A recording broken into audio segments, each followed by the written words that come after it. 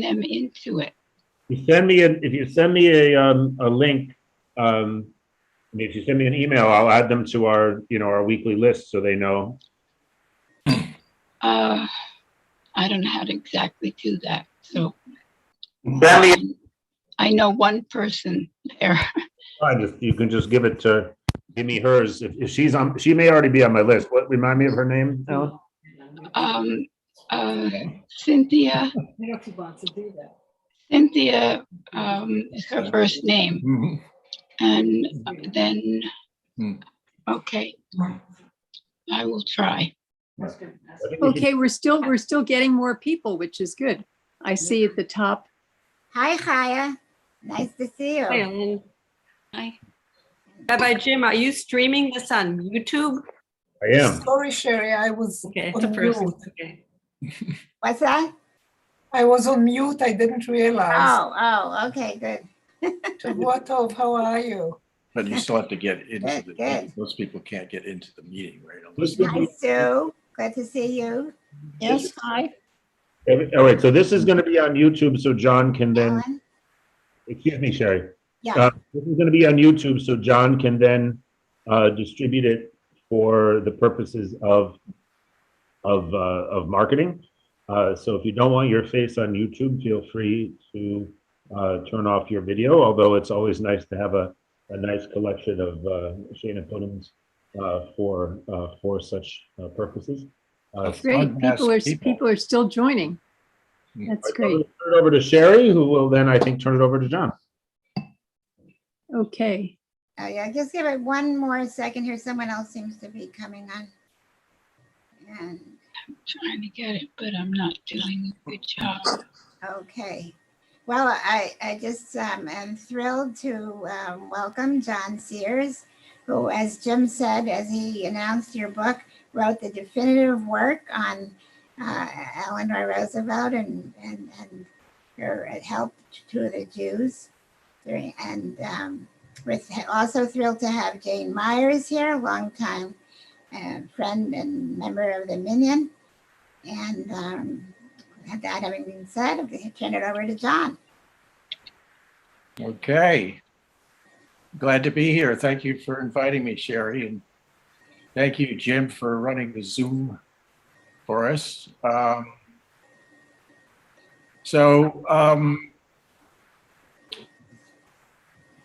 I first went to a publisher with this book, with a manuscript, the publisher, the editor asked me why I was writing about Eleanor Roosevelt and the Jews. And I explained to him why I was doing that. He still didn't get it. And another publisher said that the topic was too specialized. So why am I writing about Eleanor Roosevelt and the Jews? Most of the treatments of the American response to the Holocaust and to the persecution of the Jews before the Holocaust focus on the State Department, on FDR.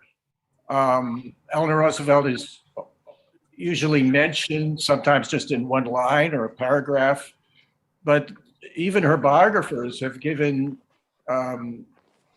only minimal treatment to what she actually did in trying to help refugees escape from Europe and immigrate to the United States. Secondly, no one has written about Eleanor Roosevelt's relationship to Israel for some reason, even though that relationship was extremely important to her in the last decade of her life. So we'll get into that a little later. But another reason for writing about this subject is, of course, that the conflict between the Arabs and the Israelis still goes on. And Eleanor Roosevelt provides I would say many people aren't aware or not fully aware of how Israel came into being. And Eleanor Roosevelt provides a way of of knowing about that, of learning about that, because she participated in the events that led up to the founding of Israel. Her views about the future of Palestine evolved. As she responded to those events, she participated in the debate about the future of Palestine in the Truman administration. And she became, once Israel was established, a leading defender, champion of Israel. So she also was, of all the players who had some role or important role in this period, she was the one who was there from the beginning until Israel became well established as a state. She was there in 1933, all the way till her death in 1962. So she was also a woman. So there are things about her that make her a special way of looking at this period. She was a key player in the efforts to bring more refugees in during the 30s. And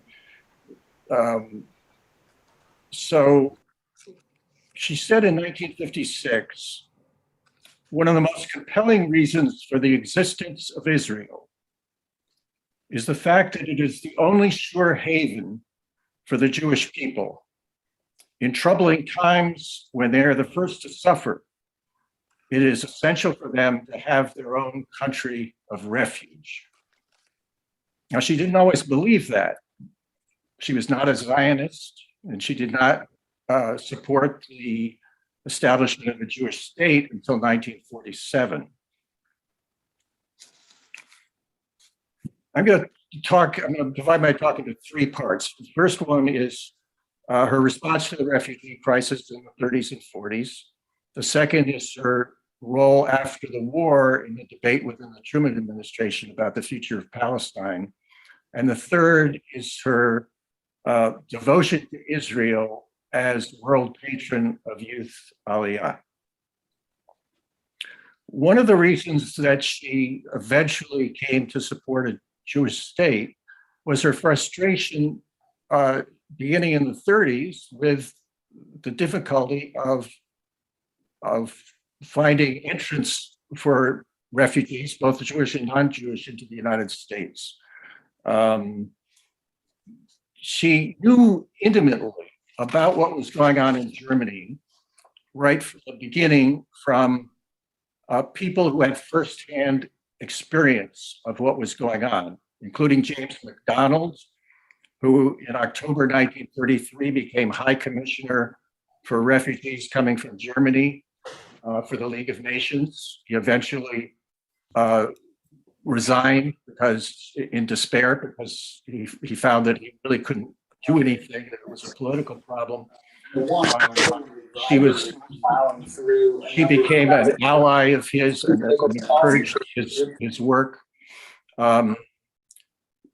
Carrie Chapman Catt in 1933, in response to the early persecution of the Jews by Hitler after he came to power in January of 33, she formed a protest committee of non-Jewish women against the persecution of Jews in Germany.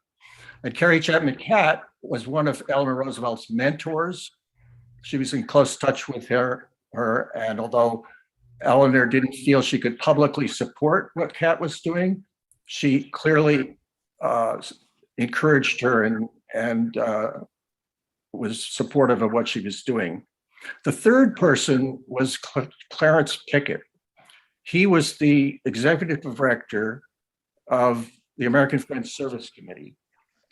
And they became important allies in 1933 in a number of areas. First of all, the American Friends Service Committee had programs in the coal mining areas, particularly West Virginia, Kentucky, which were particularly devastated by the Depression. And she went to visit those programs that the American Friends Service Committee had there, and became a great supporter of what they were doing and great admirer of their techniques. We'll come back to that somewhat later. But the other thing that the American Friends Service Committee was doing was they had gone into Germany after World War I, when there was an embargo on food going into Germany, and they provided relief to the Germans, many Germans starved during that period between the armistice and the signing of the Versailles Treaty. And the American Friends Service Committee stayed on in Germany after that. And when Hitler came to power, the American Friends Service Committee became an important agent for Jewish refugees trying to leave, and also provided relief for those who couldn't get out. People who were losing their jobs had no way of supporting themselves. So Eleanor Roosevelt from 1933 on was a close ally of one of the key players in working to get really on the ground. I mean, the American Friends Service Committee was one of the few organizations which was on the ground in Germany, working with our consuls to get people out. Eleanor Roosevelt did not speak out during this period publicly against what was going on in Germany. Neither did FDR, neither did the American government. And we come back to that maybe in the question period, because I just listened to an amazing lecture by Richard Brightman about Raymond Geist, who was the American consul in Berlin and worked with the American Friends Service Committee, and recommended strongly that the American government not publicly attack or criticize Hitler and the Nazis, because if they did, the Germans might break relations, diplomatic relations. And if they did that, Geist would not be able to do the work he was doing. He would no longer be able to give people visas and get people out. So Eleanor Roosevelt became more actively involved in the refugee crisis in 1940, when Clarence Pickett asked her to organize the first meeting of the United States Committee for the Care of European Children. It was an organization set up initially to bring British children to the United States to protect them from the bombing of Great Britain during the summer of 1940. And later it brought mainly Jewish refugees, Jewish children from unoccupied France. She also worked with the Emergency Rescue Committee, now called the International Rescue Committee. Some of you are probably familiar with Varian Fry, who was the agent of the Emergency Rescue Committee. She helped him get a visa. She supported what he was doing. She read reports that he sent back, and then she passed them on to her husband and to Sumner Welles in the State Department, keeping them informed of what was going on. Her principal role with those two organizations, the U.S. Committee for the Care of European Children, the Emergency Rescue Committee, was to serve as a liaison between those organizations and FDR and the State Department. She was able to help arrange meetings for the leaders of those groups so they could meet with Wells and sometimes Breckinridge Long and with FDR and make their case. This role, the other thing she did was she would bring individual visa cases to Sumner Welles in the State Department and say, why isn't this person getting a visa? Explaining the problems and pressing him to do something. And also just pressing him to speed up the incredibly slow glacial process that people had to go through. But this work brought her into conflict with Breckinridge Long, who was the Assistant Secretary of State who oversaw the visa division of the State Department. He was an anti-Semite. He was against immigration of any kind. And he was obsessively worried about subversives entering the country, whether they were communists or Nazis, and doing damage once they arrived. His point of view, his obsession was reinforced by a long memorandum from Lawrence Steinhardt, the American ambassador to the Soviet Union, who was Jewish, saying that the Soviet Union and Nazi Germany were seeding these refugee groups with spies and subversives. And Breckinridge Long used that very effectively to persuade FDR that they had to be very careful about who was let in. Sumner Welles was more sympathetic. He was regarded by everyone, by Jewish leaders, by the people who were working with Eleanor Roosevelt to get refugees out. He was regarded as sympathetic to refugees and to Jews. And he was an old friend of Eleanor Roosevelt's and of FDR's. He had roomed with Eleanor Roosevelt's brother Hall at Groton. He had even carried Eleanor Roosevelt's train when she and FDR got married. So he was one of the few people who addressed her as Eleanor in his letters. So she had this way of approaching the State Department. She had a very direct channel to the State Department, and he was very Century Express. To place a booking or to check your. What's that? So he was very responsive to her requests, and he did what he could to speed up these visa cases.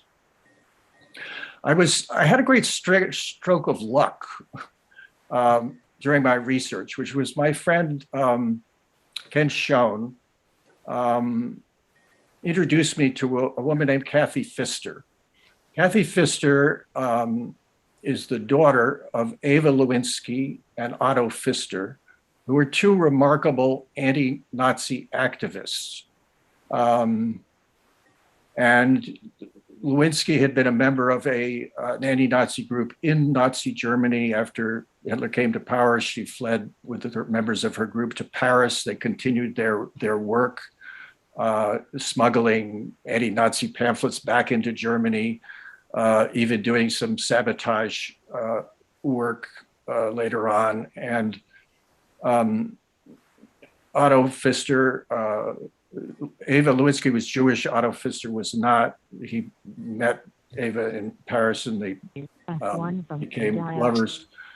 Ava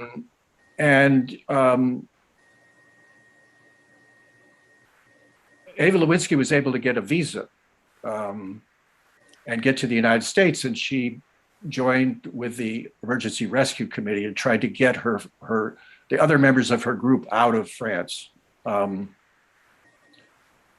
And she met with Eleanor Roosevelt 3 times during this effort to get her fellows out, including her fiance Otto Pfister, who was still trapped in France. I met with Kathy and her 2 brothers, Tom and Peter. They were writing a book about their parents and had documents, family documents that were not available in any archive. They were only documents that they possessed. And we got together, we exchanged documents. They eventually wrote a book called Ava and Otto, which is also published by Purdue University Press, somewhat before mine. One of the documents they gave me, it's the best document I got from anywhere, was a memo of conversation that Ava Lewinsky wrote after meeting in the White House with Eleanor Roosevelt on December 27th, 1940. A week before that, the State Department had issued a statement claiming that the department had improved most visa applications for political refugees. The editorial of the New York Times took the State Department's statement at face value and wrote, "It is something of a triumph over red tape that out of about 2,000 individuals for whom various refugee committees have asked admission to this country, half have already received visas.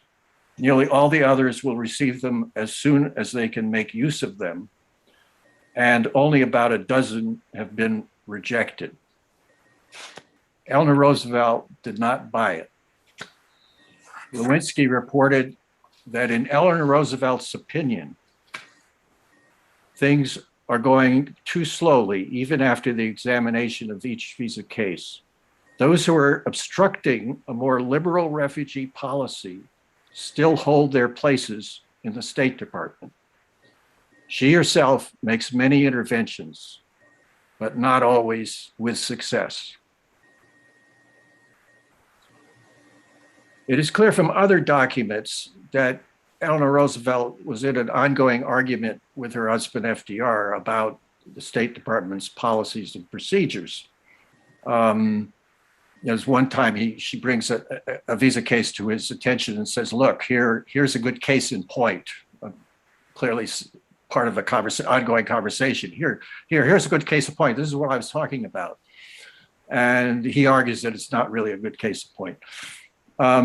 She'd also expressed her low opinion of Breckinridge Long. Justine Polier, who a Jewish friend of Eleanor's, who she worked with on refugee issues, remembered later in an oral history interview. Franklin, Eleanor said, "You know he's a fascist," referring to Breckinridge Long.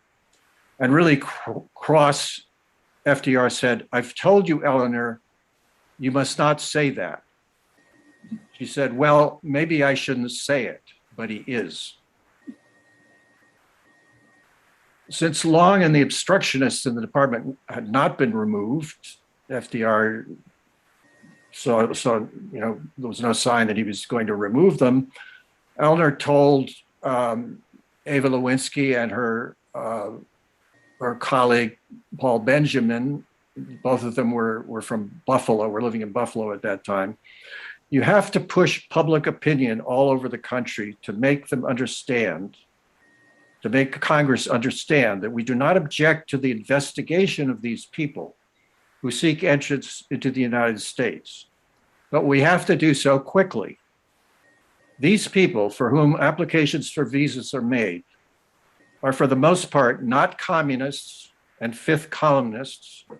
They are known for their fight for the democratic ideals of this country." And she urged Benjamin and Lewinsky to hold public meetings, to pressure their congressmen, to bring up the issue in the press. She said, "The only way things are going to change if you can bring enough pressure on Congress to demand a more liberal refugee policy. That's the only way the little officials in the State Department are going to change their ways, because they're afraid. They're not willing to take risks." Eleanor Roosevelt knew something was very wrong with the visa process. And her interventions with Sumner Wells had some modest success. She certainly got some people in who wouldn't have gotten in otherwise.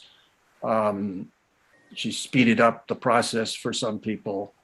But only a fundamental change in policy, in procedures, and particularly in the way those procedures were implemented by Breckinridge Long and the consuls abroad would have increased the flow of refugees significantly.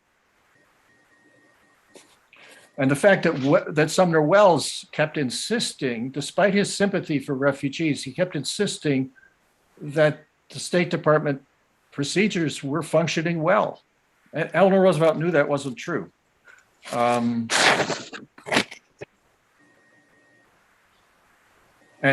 the fact that Wells believed that, and also that he, like Breckinridge Long, believed that the Nazis and the communists were seeding the refugee groups with spies and subversives, made it very difficult for Eleanor Roosevelt and her allies to persuade FDR to make the State Department do things differently. So after FDR's death in April 1945, Eleanor Roosevelt was freer to Calling speak. Century Express.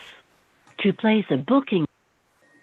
Eleanor Roosevelt was freer to speak out. She pressured Congress, which was still anti-Semitic and anti-immigrant, to pass legislation allowing more refugees in.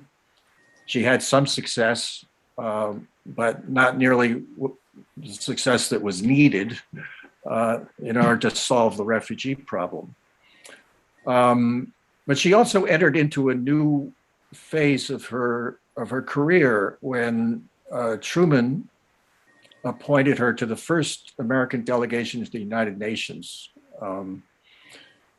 in December of 1945. And the rest of the delegation were all prominent men. It was actually a bipartisan delegation. FDR was he had been in the Wilson administration. He knew what had happened to the League of Nations, and he made sure that there was bipartisan support for the founding of this new international organization.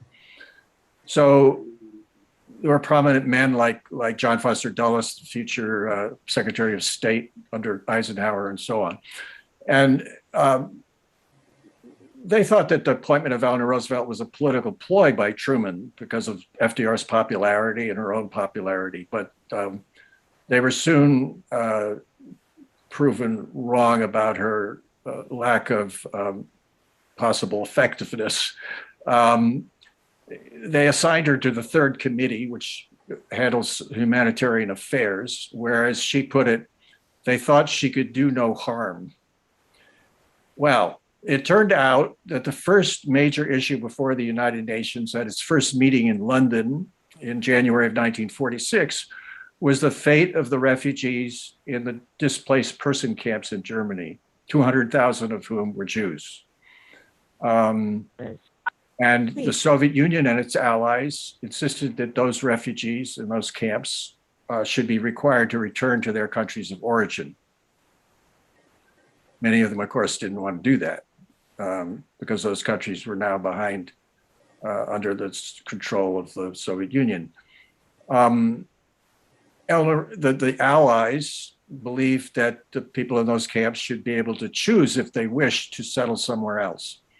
And Eleanor Roosevelt ended up debating Andrei Vyshinsky, who was the Soviet delegate and who'd been in charge of the purge trials in the Soviet Union in the late 30s. She debated him on this issue. And as she put it, she won hands down. And that established her reputation as an international diplomat.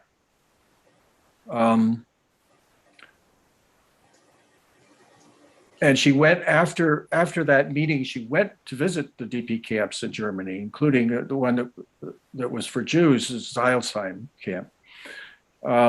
So she knew what those camps were like firsthand. She also became involved in the debate within the delegation, to the American delegation, and within the Truman administration generally about the future of Palestine. She was still not in favor of a Jewish state at that point. But when the partition plan was adopted by the United Nations General Assembly in 1947, she became the most prominent advocate for it within the Truman administration. Most of the diplomats in the State Department, most of the American delegation to the United Nations were against the partition plan. They were against creating a Jewish state and an Arab state. But but she pushed for its implementation. And there were two reasons. Calling Century Express. To place a booking or to... There were two reasons for that. One was that she felt that her nation and other nations had not done enough before and during the Holocaust and after the war to admit refugees into their countries. The other one was that she did not think the United Nations could become an effective organization if it did not, if its decisions were not respected and if they were not implemented. When the Arabs, the Palestinian Jews accepted the partition plan, but the Arabs rejected it, and they began attacking the Jewish settlements. And Eleanor Roosevelt, and as that went on into 1948, the Truman administration began to waffle on the partition plan. Eleanor Roosevelt was worried that they would renege on the plan, and she wrote to Secretary of State George Marshall and said that the United States needed to stand behind it. They needed to organize an international police force to enforce this decision if necessary. The Truman administration instead chose a much weaker path. They proposed establishing a United Nations trusteeship for Palestine after the British said, we're ending our mandate in May of 1948. We're out. So the Truman administration was now saying, well, we'll replace that with a UN trusteeship. As Eleanor Roosevelt recognized, that was just, kicking the exploding can down the road. And she was outraged when that decision was announced, and she offered to resign. She said to Truman and Marshall that she would have to publicly oppose the administration on this, and if that was a problem, she would resign from the American delegation. They did not want her to resign. That would have been politically very bad for Truman. She went ahead and wrote two critical My Day columns. This was she wrote a My Day column 6 days a week, which was widely syndicated. So she had access to the American public, which was quite extraordinary. They knew that that's what she meant when she said, I'd have to publicly disagree with you. But she went ahead and wrote them. And the Truman administration continued to try to find a way of setting up this trusteeship. But the issue was settled on the ground when the Palestinian Jews were able to gain the upper hand in the fight with the Arabs. And on May 14th, 1948, Ben-Gurion declared Israel a state. Eleanor Roosevelt was sympathetic to the Palestinian Arabs who were displaced by the war that followed, what the Palestinian Jews called their War of Independence. She was sympathetic to them, those who'd been displaced, but she was not sympathetic with their political position. She did not believe that the situation they were in was caused by an injustice inflicted upon them by the Jews or by the United Nations, but rather by their defiance of the United Nations. They had started the war and they had lost by the end of 1948, and they should move on. That was her position. When her views were challenged, she would fall back on the Balfour Declaration of 1917, which had promised the Jews a national home, whatever that meant precisely in Palestine. And that had led to massive immigration of Jews to Palestine. There were now, by 1948, there were 500,000 Jews living in Palestine. She said, you know, that's the situation we're in. And so it has to be accepted and worked with. So after Israel was founded, Eleanor Roosevelt became one of its greatest champions.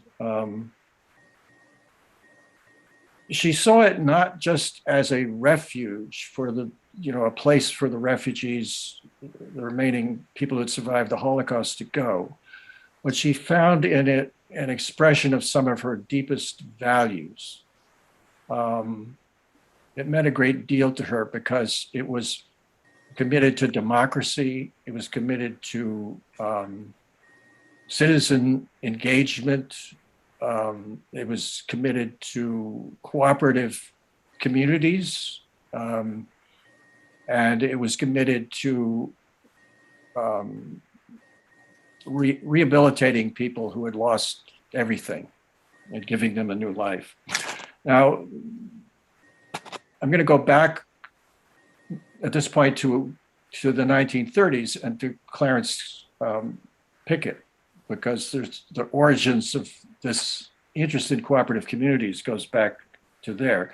When she went to visit the coal mines, the coal mining communities in West Virginia, and saw what the American Friends Service Committee was doing there, which was trying to give the people a new life and a new start. And she ended up working to establish a subsistence homestead called Arthurdale in West Virginia for a group of out-of-work coal miners. And she said about the work of the Quakers, the Quaker program of long-term rehabilitation seems to me to fit in with the philosophy that I have always held, namely that while charity may be necessary, our aim should be to get people back to a point where they can look after themselves. She also, in the 30s, began taking an interest in the Jewish settlements in Palestine. Although many of her, as I said, many of her Jewish friends, most of her Jewish friends were not Zionists, they were supportive of the settlements in Palestine, raised money for them, because they recognized that that was one of the few places that Jews who were trying to escape from Nazi Europe could go. Her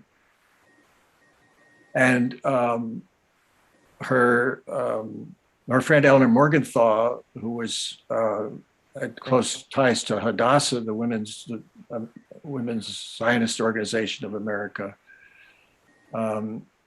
introduced her to Youth Aliyah, an organization which was founded in the early 1930s to bring children initially from Germany, later from Poland and other countries to Palestine, train them in agriculture and trades so that they could help build new communities. These were children, or sometimes they were orphans, but many times they were children whose parents realized they had no future. They wouldn't be able to go to school in Germany or Poland or wherever, and that their only chance for a future was to leave. And so they put them in the hands of Youth Aliyah to go to Palestine. Jen, I hate to interrupt you, but I know people have questions, and I want to make okay. sure. So I'm sorry, I'm going on too long. So why these communities appealed to Eleanor Roosevelt was the same reason that the work of the American Friends Service Committee appealed to her. Rather than offering charity, Youth Aliyah helped the children under its care to independence. In one village, Eleanor Roosevelt wrote in her My Day column in 1938, the children themselves carried on the entire management of the village with the guidance of instructors. So let me just skip over that part for a while. I want to, maybe in the question period, we can talk some about her visits to Israel and the contrast she saw between the Arabs and the Israelis.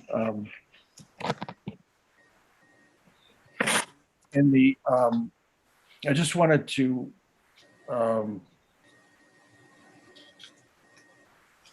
when she went to Israel 4 times, as she became world patron of Youth Aliyah in 1952, and she went to Israel 4 times. And she said in 1959 that she had seen the children who had survived the Holocaust in the DP camps in Europe in 1946. And she thought it would be impossible to bring these children back to normal, happy people. And yet in Israel, I saw what had been done.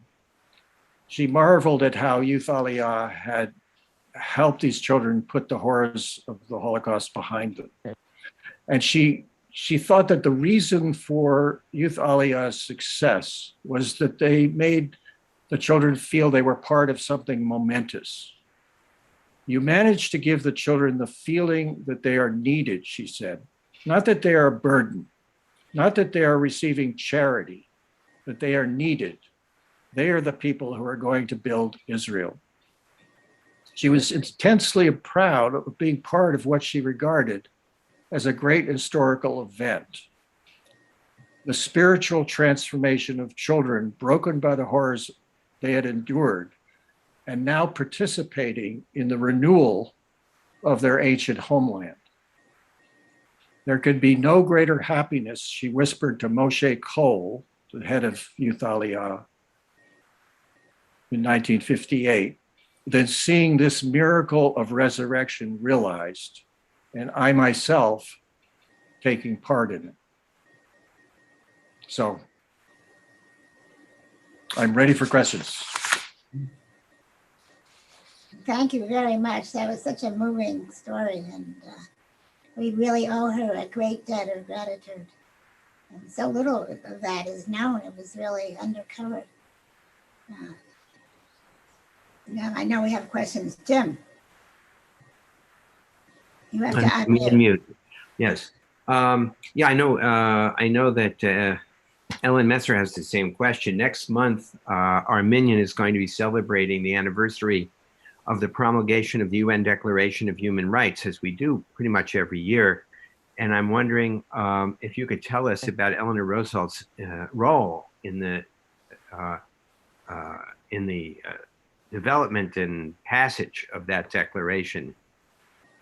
Right. Well, she was chair of the United Nations Human Rights Commission, which drafted the declaration, and she was extremely skillful, turned out, at negotiating that between the various members of that commission, which included representatives from the Soviet Union and 1 or 2 other communist countries, people from different backgrounds, different philosophical, religious backgrounds, and who had different ideas of what human rights were and should be. She also was getting pressure from the State Department. The State Department wanted a Declaration of Human Rights that only covered political rights, like our own Bill of Rights. But the other members of the delegation and Eleanor Roosevelt herself believed that social and economic rights, the right to education, the right to healthcare, things like that, should be in the declaration. And despite the State Department's lack of enthusiasm for that, she got those in. So she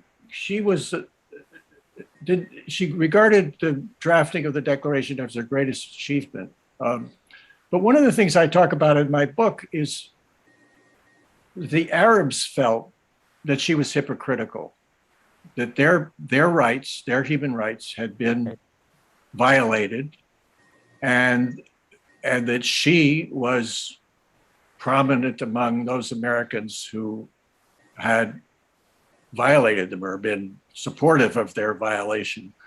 And so that became, she received a lot of criticism, not just from Arabs, but also from Americans who sympathized with the Arabs, like Dorothy Thompson. So I'm not going to go into that any further right now, but that's a part of my book that was difficult to deal with. The way she regarded the Arabs and the way the Arabs regarded her. Sure.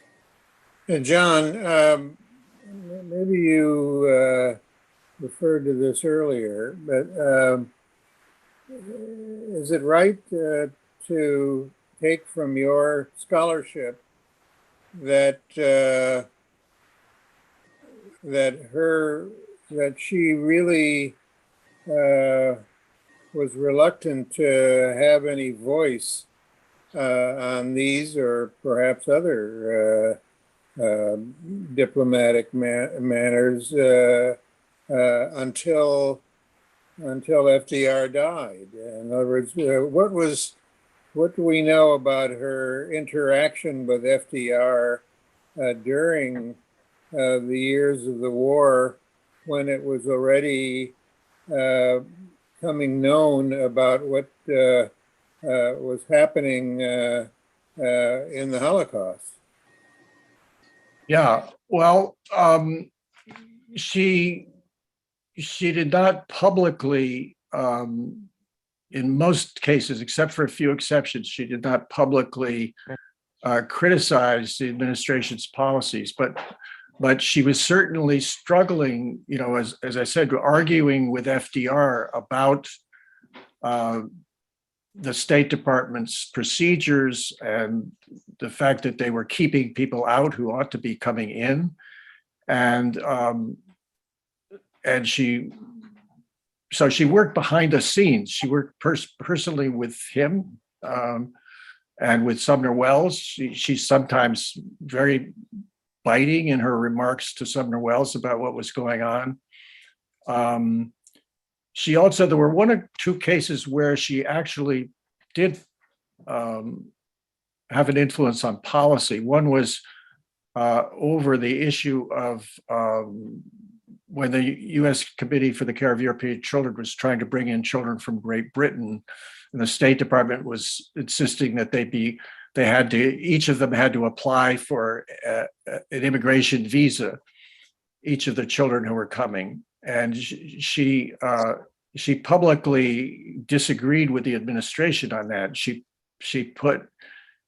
FDR initially supported the State Department's position, but partly because of her public opposition and the opposition that she generated from other people, FDR and the State Department changed their position and made it possible for children to come in until the submarine warfare made it too dangerous for that to happen. So,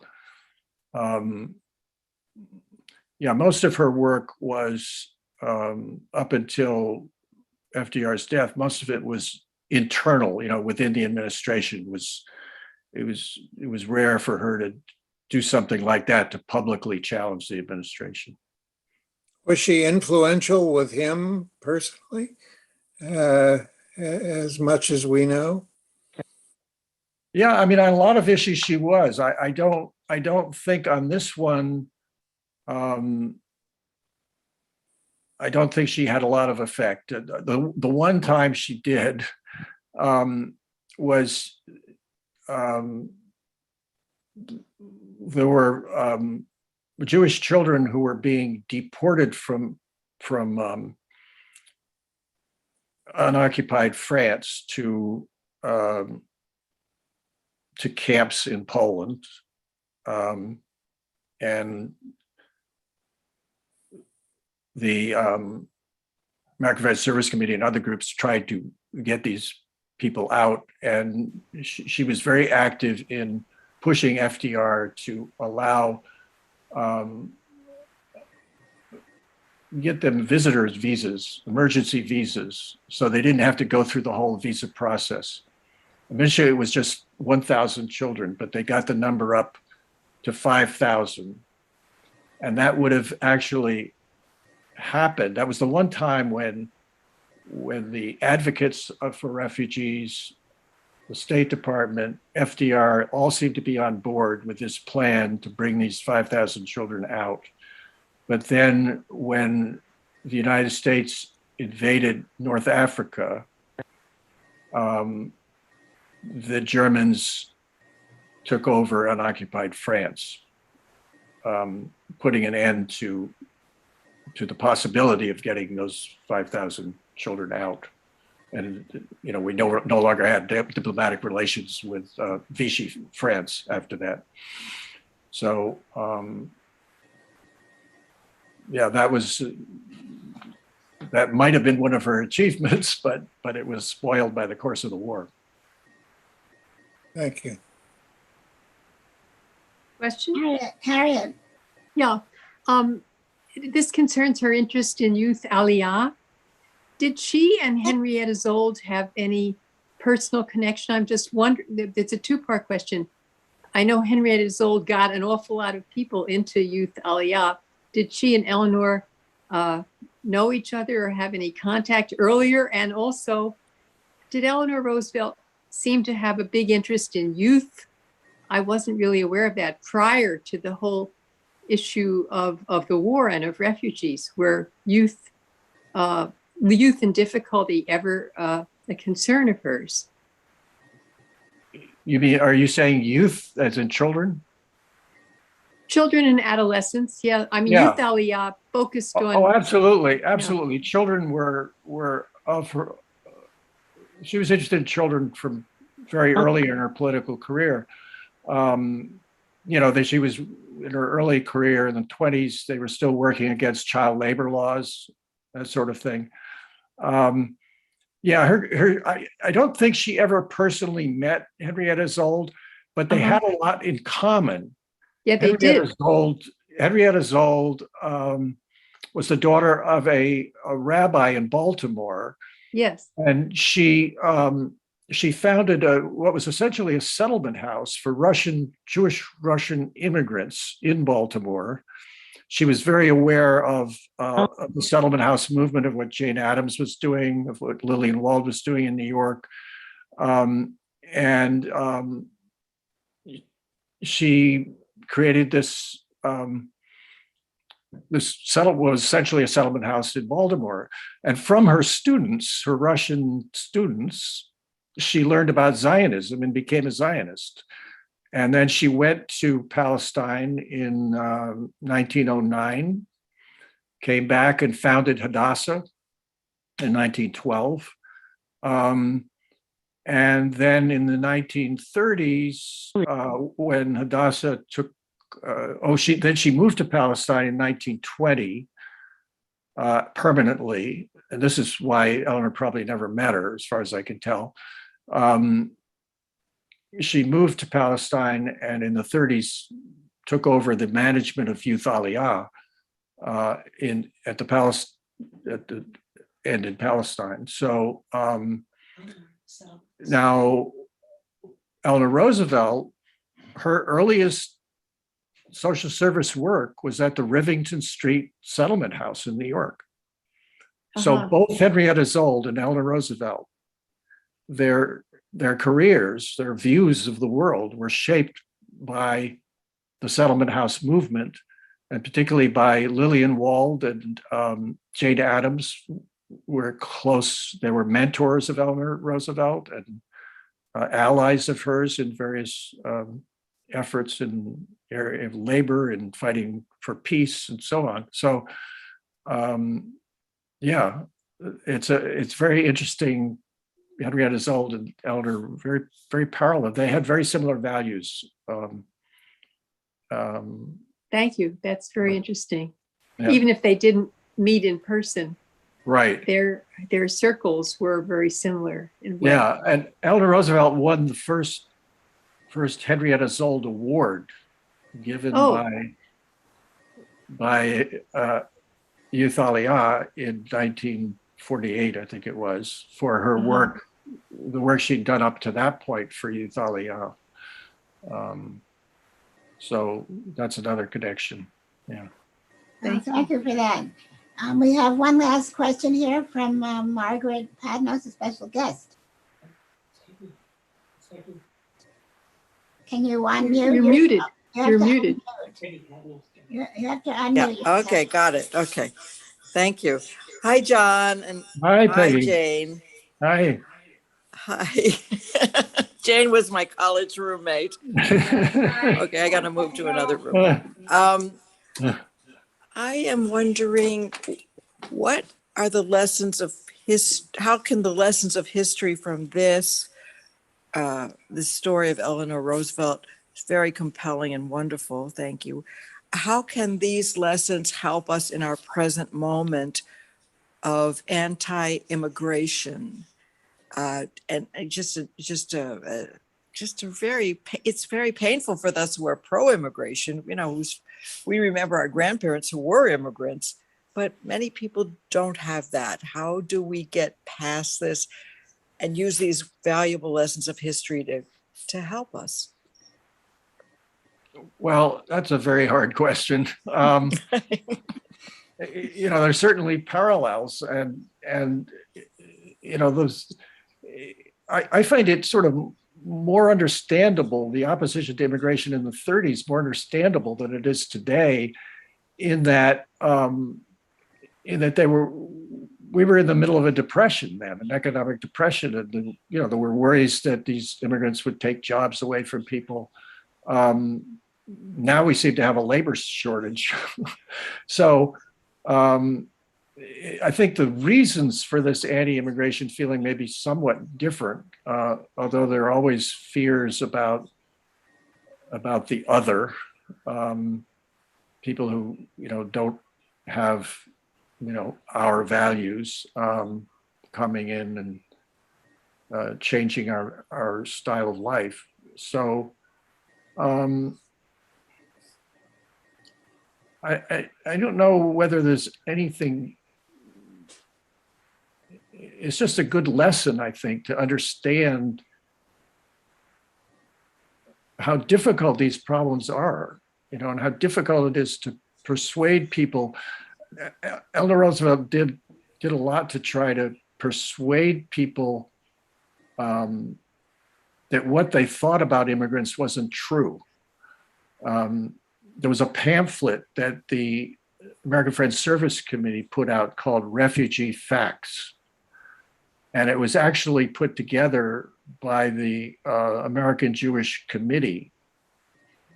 But they asked the American Friends Service Committee to publish it, I think for clear reasons. They wanted to come from a Christian organization, not to be seen as something sort of self-serving published by a Jewish organization. So the American Friends Service Committee carefully checked the facts and published it. And I think the first edition came out in 1938. And, you know, it talked about the contributions that refugees from Germany were making in the United States.